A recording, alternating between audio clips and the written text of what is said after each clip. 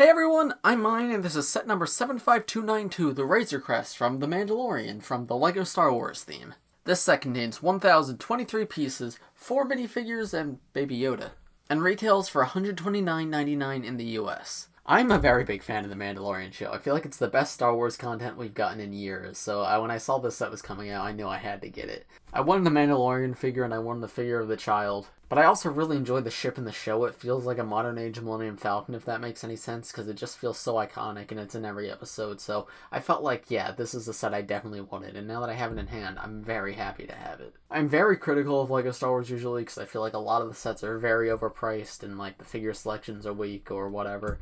But this is one that I'm proud to say, like, this is a good set. Price per part wise, it's not as good as it could be. It's 1,028 pieces for $130. However, it's not as terrible as some of like the price per parts, such as like General Grievous' Starfighter. And I think the actual size of having this vehicle on hand definitely makes up for that price. It's the same price as the Ninjago Destiny's Bounty, the Legacy one, and while that one is definitely bigger than this set, they're comparable in size, and this is obviously licensed, so it's going to cost a little bit more. But yeah, in terms of shaping-wise, this feels exactly like the Razor Crest in the show. Like, it's got the two thrusters on the side, it's got the huge cockpit up front, which can actually fit multiple figures, which is amazing, because a lot of the Star Wars ships and just LEGO vehicles in general tend to fall into this thing where they only fit one figure, even though like in the show it may have multiple seats.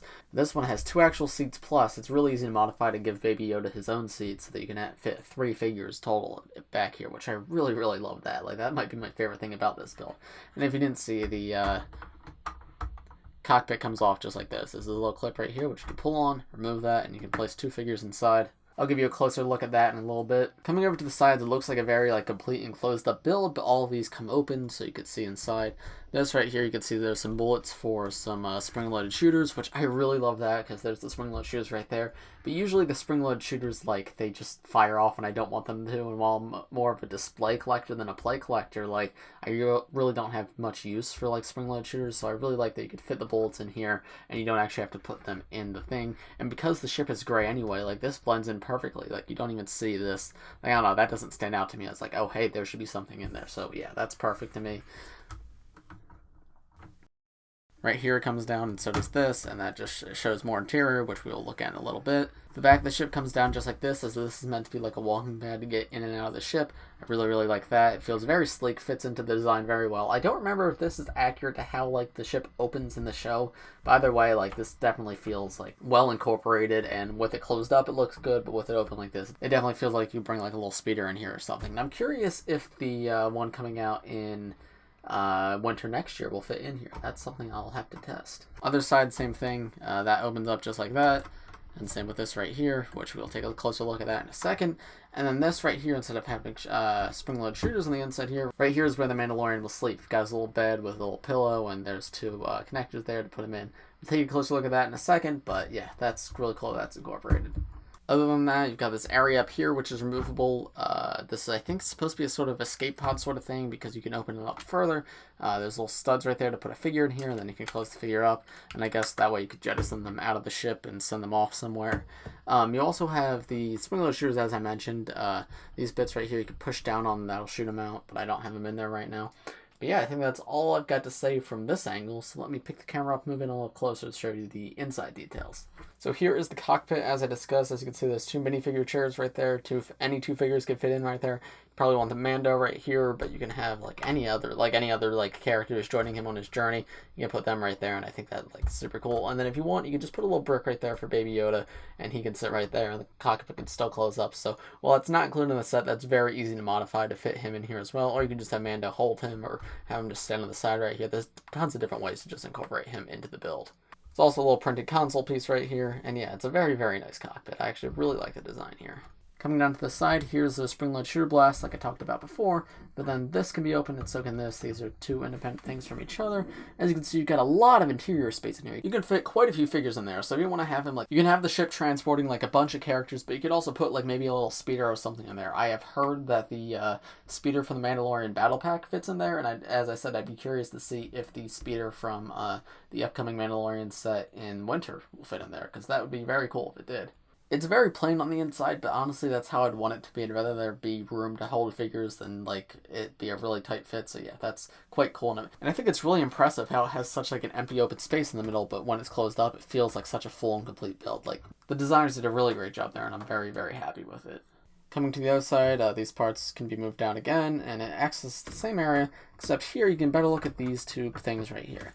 These are little printed pieces of characters in carbonite. In the show, sometimes Mandalorian will like capture prisoners in carbonite to keep them with him, like throughout the journey without them trying to escape, and that's like quite cool. They're incorporated here.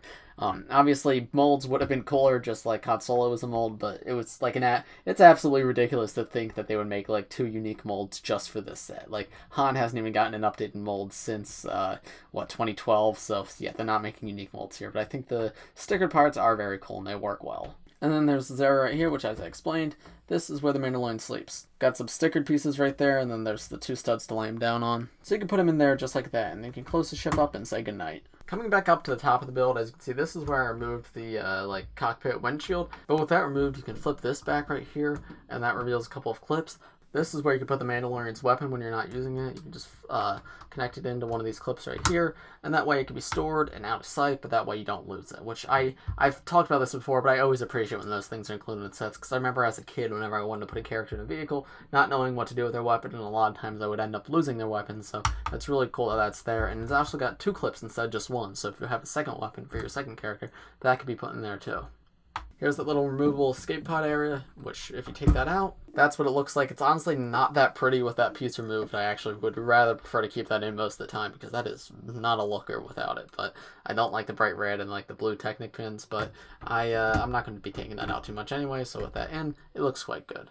Oh, and then as I talked about earlier, here's the little pieces you can push down to shoot out the spring-loaded shooters. And then finally, here's the back of the ship. You got some grills, you got some plates. Looks good. Not much else to say. Here are the first three minifigures included in this set. We have the Mandalorian himself, Baby Yoda, or the child, or something I'm not going to say because it's a spoiler. And then we have Greef Karga. The Mandalorian's a quite good figure, and it's very representative of his early look in the show. It's just the figures in the set are based on like the final episode of the show, episode 8, and by then he has his Beskar armor, so it really doesn't make sense that the Beskar Mando does not come in this set. Luckily, Beskar Mando is coming in a $30 set in the winter, but I don't know, it really should have been included here, and it's kind of lame that it wasn't. The child is very cute. I actually really love this figure. A lot of people don't like it because it's like not exactly how he looks in the show, but I think this is a good like middle ground between being accurate and being Lego-like. It does feel like it still feels like a Lego figure while definitely representing the child. He's got like the iconic little like Baby Yoda type face to him. It does look good. I do like it. The little bit of printing on the torso is nice too. Like they definitely didn't need to do that, but it's appreciated. And then Greef Karga is a good figure. I'm happy we have him, though. I really, really wish he had leg printing, because, like, that robe right there, that little bit of orange right there, really just seems to cut off immediately. Like, I don't know. He really could have done with some leg printing, because no leg printing here, like, definitely makes him look like a weaker figure. But other than that, like, I really like the torso print, the face print. I don't know if that's new, but it's a really, really good face print. It's one I'm very happy to have. And then turning him around, you can see his back torso print there. Very good as well. Again, just I wish he had leg printing. Helmet removed, you can see the face underneath the Mandalorian's helmet. As you can see, it's just a standard unprinted black head. And that's, again, disappointing because we have seen the Mandalorian's face in the show. Like, it's not a secret like it was with the first wave. So it really should have been replaced here with, like, a proper head for him. But, oh well. And then turning him around, you can see his back torso print, which is quite good. And then there's Greef Karga's alternate face, which has, like, a little bit of a smirk to it. Then here are the other two figures. We have IG-11 and then just a standard Scout Trooper. IG-11 is very similar to IG-88, and that is just the standard like battle droid build in terms of the arms, body, and legs. But then he has like this little, a little robot arm piece with a cone attached with like a printed brick on top of that, and I think it looks good. It's a nice way to translate IG-88 into Lego form. The Lego droids have always been a little bit awkward, so he's not perfect, but I do like it, and I think they did the best they could with him. And then he has a stud on the back along with a clip to attach a gun to, so that way he can have a bigger gun in the back while he has a small gun out in the front. And yeah, I definitely like that we have this figure, and I think he looks good. And then the Scout Trooper, he was definitely like a weird one to be included in the set. Obviously, he was in the scene, but I don't know, he's not like a main character. But this is one I'm very happy to get because this Scout Trooper design is still relatively new, so not very common. And this brand new Scout Trooper is so good looking. Like, I love this new helmet piece. Instead of just like relying on having a black head underneath, he actually has a regular head underneath. And it's just dual molded in black to give that visor right there. It also has like printing right there and there and there. And it just feels very detailed. It feels like the perfect Scout Trooper helmet. I'm very happy to have have it. And then torso and legs are quite good too. It feels like exactly what a Scout Trooper should be.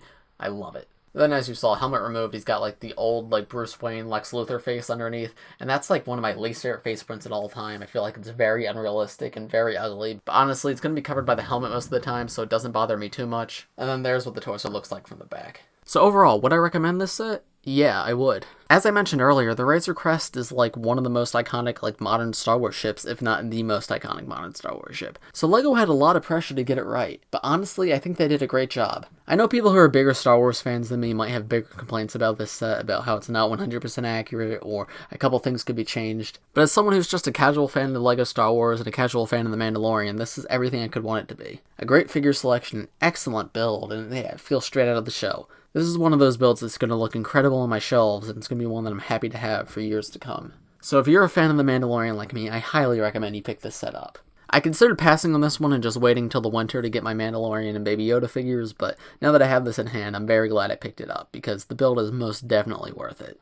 Figure selection's great too, but the build itself, like the build is why you're getting this set, and it's very, very well done. But those are just my thoughts. Let me know what you guys think in the comments below. If you enjoyed this video, please press like and subscribe if you're new. I do LEGO videos like this almost every day, so if you subscribe, you'll be the first to see them. Thanks for watching, everybody. I'll see you in the next one. Bye.